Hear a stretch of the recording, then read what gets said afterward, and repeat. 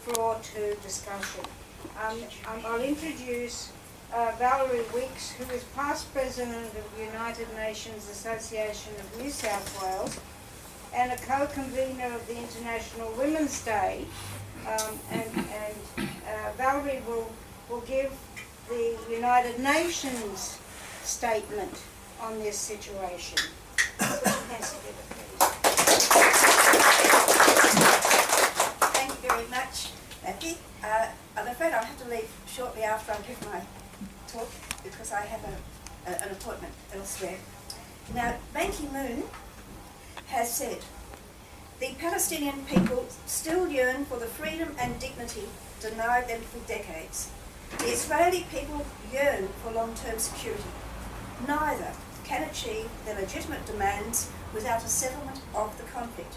Today, we are at a critical juncture in efforts to move beyond crisis management and renew efforts toward genuine conflict resolution." I met Ban Ki-moon and talked to him when he was in Sydney some time ago, and he does take that attitude: where there's conflict, let's hope we find peace. And I think I was very much on one side of the business before I started doing a bit more research, and I have to say I can sort of see both sides. Palestinians have a real grievance. Their homeland for over 1,000 years was taken without their consent, and mostly by force, during the creation of the State of Israel, and so on. On the other hand, there was the Balfour Declaration, promising a Jewish homeland in Palestine in 1917. And I've just finished reading the Third Reich, and really the Jewish people were promised this land. So, on the other hand, I can see the Palestinians By God or by the British? The Balfour, by the British, of course. The United Nations didn't exist. And this was made by, this promise was made A, by a European power, B, about a non-European territory, and C, in flat disregard of both the present and wishes of the native majority resident in that territory.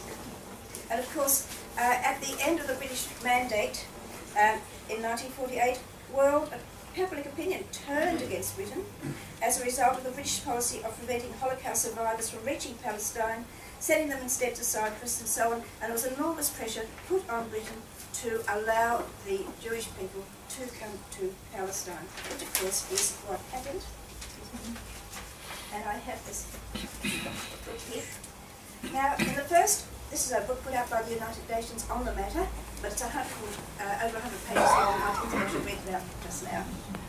At the first special session of the General Assembly, which began on the 28th of April 1947, 5 Arab countries, Egypt, Iraq, Lebanon, Saudi Arabia and Syria, tried unsuccessfully to include in the agenda an item that would address the termination of the mandate over Palestine and the declaration of its independence. They wanted Palestine to become independent.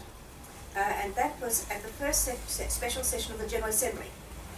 However, the Assembly would not listen to them, and the Assembly established the United Nations Special Committee on Palestine, UNSCOP, made up of 11 member states, to investigate all questions relevant to the problem of Palestine and to recommend solutions to be considered by the General Assembly at its regular session in September 1947. And during the course of a 2.5-month investigation, the Special Committee went to Palestine and the neighbouring countries of Lebanon, Syria and Transjordan, and also visited displaced persons camps in Austria and Germany, which had been ravaged by the Second World War and had experienced the tragedy of European Jews under Nazism. Now, while Jewish organisations cooperated with UNSCOP, that's the United Nations Special Committee on Palestine, in its deliberations, the Palestinian leadership in the Arab Committee decided not to participate on the grounds that the United Nations had refused to address the question of independence and had failed to separate the issue of European Jewish refugees from the question of Palestine. They wanted the two to be considered separately, and they were. The natural rights of the Palestinian Arabs were self-evident, and this is put out by the way, and should be recognised, it said, and should not continue to be the subject of an investigation. The Jewish leadership maintained before UNSCOP that the issues of a Jewish state in Palestine and unrestricted immigration were inextricably interwoven. The Arabs, represented by the League of Arab States, sought the immediate creation of an independent Palestine west of the Jordan River. And so there was conflict right from the word go. UNSCOP completed its work on the 31st of August 1947. I'll give you the details so you can see how it happened, with its members agreeing on the question of terminating the mandate, the principle of independence and the role of the United Nations. But there was no consensus within the UNSCOP members on a settlement of the question of Palestine. The committee considered two proposals on the question of Palestine, the majority and minority of proposals, and the majority of the members recommended that Palestine be partitioned into an Arab state and a Jewish state, with a special international status for the city of Jerusalem under the administrative authority of the United Nations. The three entities were to be linked in an economic union. The minority plan called for an independent federated structure, comprising an Arab state and a Jewish state, with Australia as the capital of the federation. And it's interesting that Australia abstained from voting on either plan because it maintained that the recommendations exceeded the committee's terms of reference. And finally, we had Palestine divided. And a rule, and this was set up by the UN, citizenship. Palestinian citizens, as well as Arabs and Jews, who, not holding Palestinian citizenship, reside in Palestine, shall, upon the recognition of independence, become citizens of the state in which they are resident. Also, there was reference to an economic union. A treaty shall be entered into between the two states. The treaty shall be binding at once, without ratification, and it shall contain provisions to establish the economic union of Palestine. And population. The figures given for the distribution of the settled population in the two proposed states are approximately as follows. The Jewish state, 498,000 Jews, Arabs and others, 407,000. And then the Arab state, 10,000 Jews and 725 Arabs. And the city of Jerusalem was to have 100,000 Jews and 105,000 Arabs. So that was going to be pretty evenly divided. In addition, there will be in the Jewish state about 90,000 Arab Bedouins. And I'll read to you later where the Bedouins were being driven out. Now, I won't talk about the minority proposal. So, in its second session, after an intense 2-month-long debate, the General Assembly, 1947, 29th of November, adopted Resolution 18111, approving with minor changes the plan of partition with economic union as proposed by the majority in the Special Committee on Palestine. The partition plan, a detailed 4-part document attached to the resolution, provided for the termination of the mandate, the progressive withdrawal of British armed forces, and the delineation of boundaries between the two states and Jerusalem. Now this is the plan put forward by the UN. The creation of the Arab and Jewish states not later than the 1st of October 1948. Division of Palestine into 8 parts. 3 allotted to the Arab state, 3 to the Jewish state, with the town of Jaffa forming an Arab enclave within Jewish territory, and an international regime for Jerusalem, the 8th division, to be administered by the United Nations Trusteeship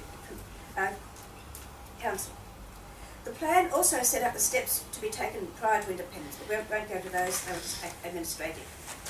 The Jewish Agency accepted the resolution, despite its satisfaction over such matters as Jewish immigration from Europe and the territorial limits set on the proposed Jewish state.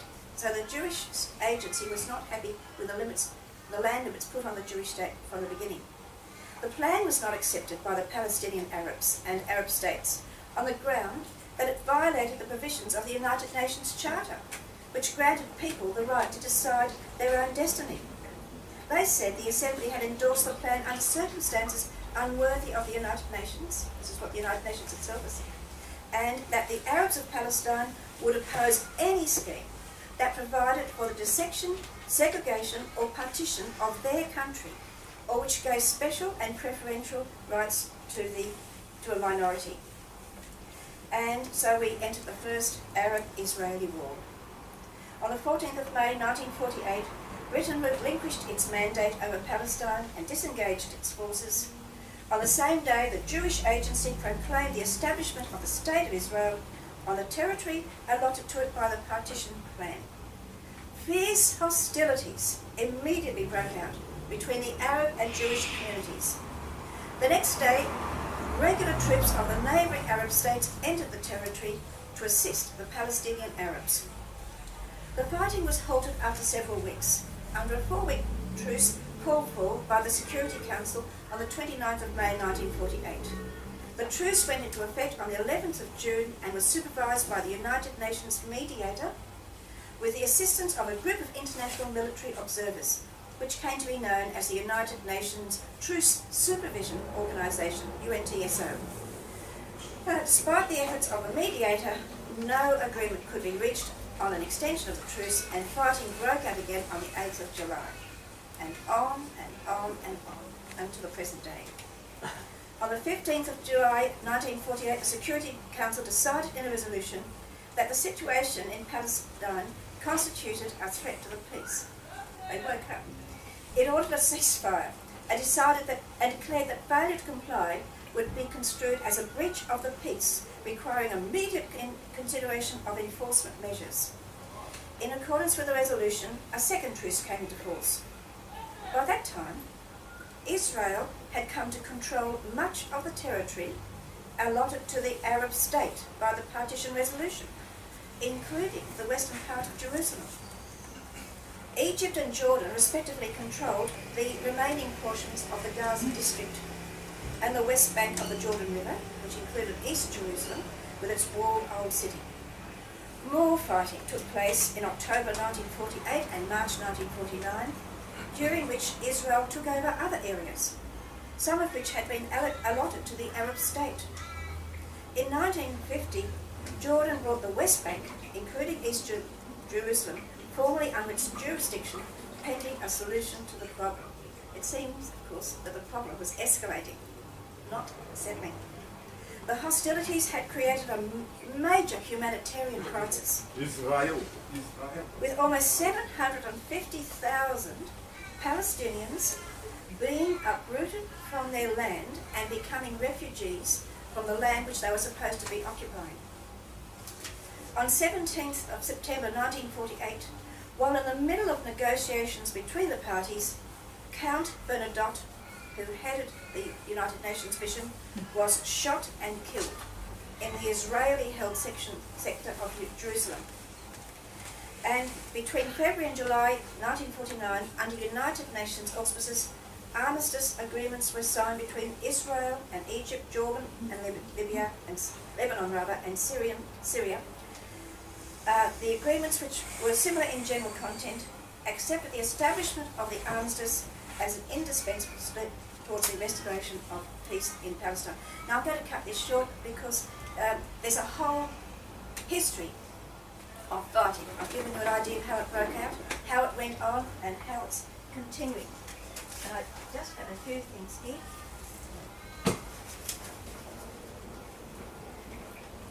At its third regular session on 11th of December 1948, the General Assembly adopted a resolution in which it delineated ways to resolve the Palestinian problem.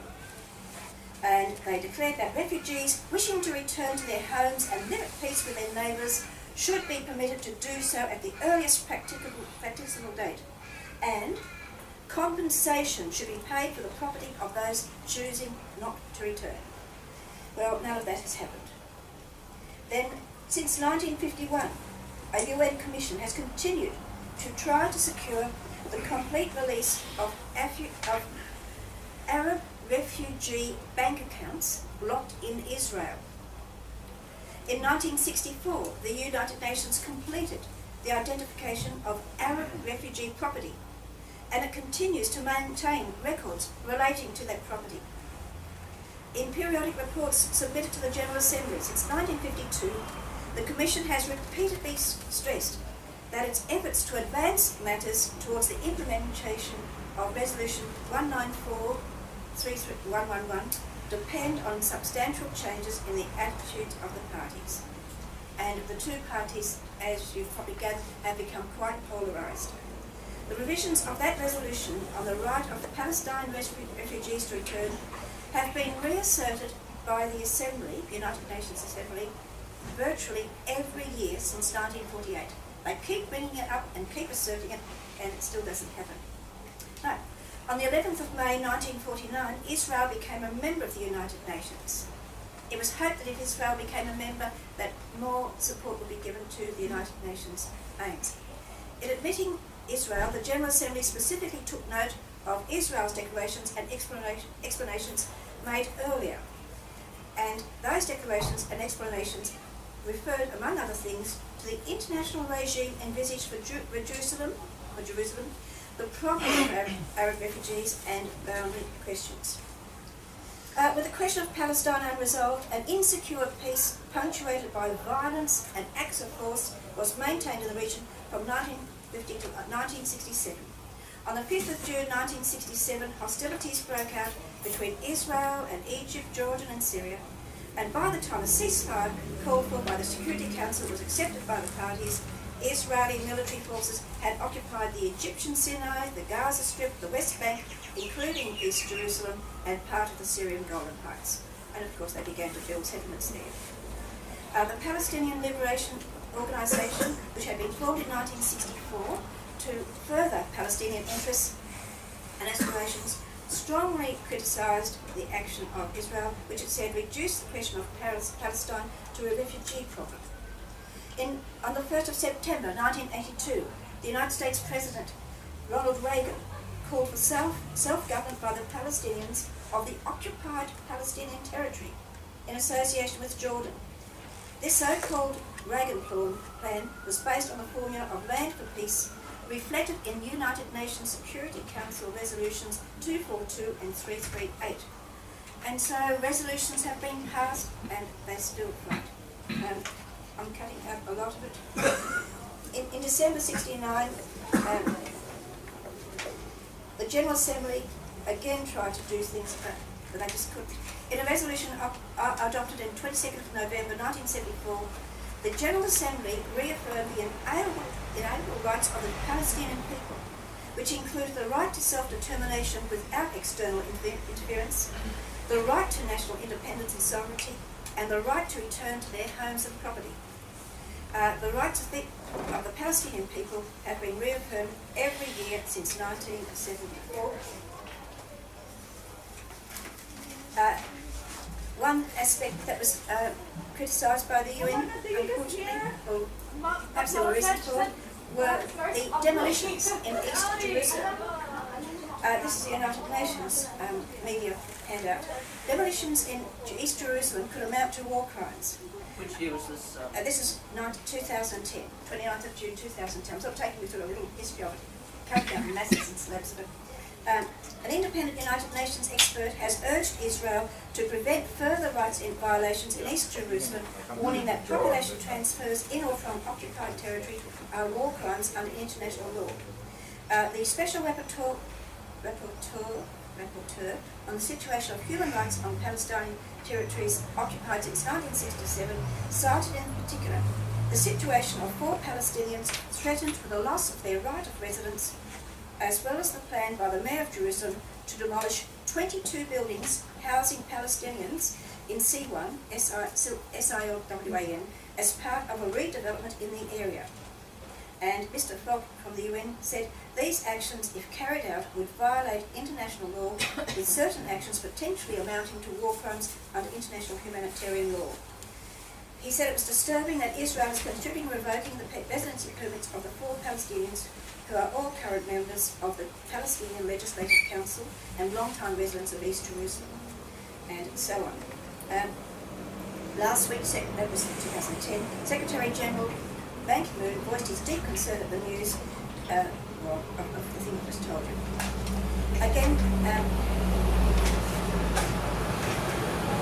While the current respite in the unprecedented destruction and bloodshed in Gaza was welcome and humanitarian aid was primary, it was critical to end the conflict by reversing the loss of hope in the Israeli-Palestinian process. The United Nations Special Coordinator for that process told the security this morning, that was the 6th of November this year. The slide towards a state of permanent conflict and hopelessness must be halted at once. Robert Seri, who is also the personal representative of the Secretary-General to the PLO and the Palestinian Authority, said at the regular monthly briefing on the situation, he said that the toll of the third major escalation in 6 years was appalling. That's the recent one this year in June, with almost 2,000 Palestinians killed, of whom 459 were children and 239 were women, and some 10,000 Palestinians injured. Balancing that, we have 64 Israeli soldiers, 2 Israeli civilians against 2,000, and 1 foreign national were killed, with a few dozen Israelis injured, injured by rockets or shrapnel. I don't like the word a few dozen Israelis. I mean, they're people. They should be bigger. Noting that the latest deadline on Gaza ceasefire talks was quickly approaching, the UN man said that it was not clear what kind of understanding would emerge. He stressed that a sustainable solution must include lifting the Israeli blockade on the area, but also must address the issues of governance, reconstruction and security in the context of the return of one legitimate Palestinian authority to Gaza. Now, I haven't got time to go over all this. I've read in detail, what happened during that conflict in July, and it seems that I'm just summing up what the UN said. It seems that Hamas was sending rockets into Israel, and some civilians were killed. In return, Israel was attacking the Arabs, but there was a disproportionate number of people killed on both sides. The Israelis had assistance from the United States and others for their war machinery, and they were, what was the word banking used? Asymmetrical. He said it was asymmetrical warfare. A weak state against a much stronger state, and the much stronger state, instead of simply stopping the others, go ahead for the kill. Whole blocks of units blown up with people in them. I personally was connected with one particular building that was set up and donated towards it with aids for amputees, legs and so on. As you know, of course, artificial legs and artificial limbs, and that was blown to pieces. And we know that there was no Hamas weapon, anything, it was just blown up, and anything possible was blown up. And the United Nations itself lost property and personnel with the rockets from Israelis. Hamas is not going to stop sending rockets at the moment. They should not be doing that to the Israelis. But the Israelis' response is quite strong, and as Val Weekes said, it's asymmetrical. The solution? I have none.